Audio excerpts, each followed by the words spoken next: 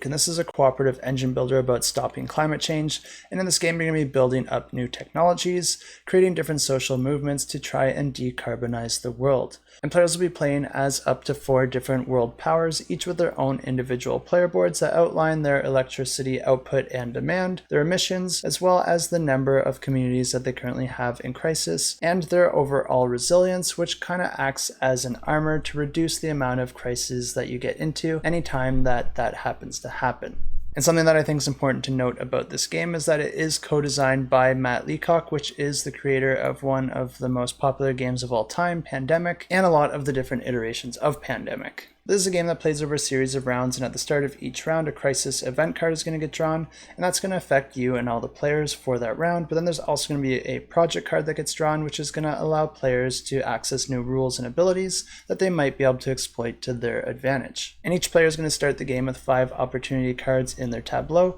but then you're also going to be drawing more into your hand at the start of each round. And these cards are used in a few different ways. For the cards that are already out in your tableau, each of them will have an ability, and you can pay a cost to use that action. Alternatively, you can play a card on top of a card in your tableau to replace its ability with a new one, but you'll be playing them in such a way that the top of the previous card is still visible, because at the top of each card are different icons, and these can sometimes augment the abilities of the card that is at the top of the stack. So you'll be trying to match those things up as best as possible to get the most out of your abilities. And alternatively, instead of adding a card on top of your existing card, you can instead slide it behind your stack of cards so that you're just getting the icons added to your existing ability and not replacing the ability with a new one. And one thing to note here is that the cards also double as the currency, so if any of these cards or abilities have a cost, you're going to be paying for that cost with more cards. But in addition to all these individual player boards, there's also a main board that outlines the current state of the world, and there'll also be a main map of the world where players can encourage the health of the oceans and forests. And this is important because those things will help you process your carbon emissions,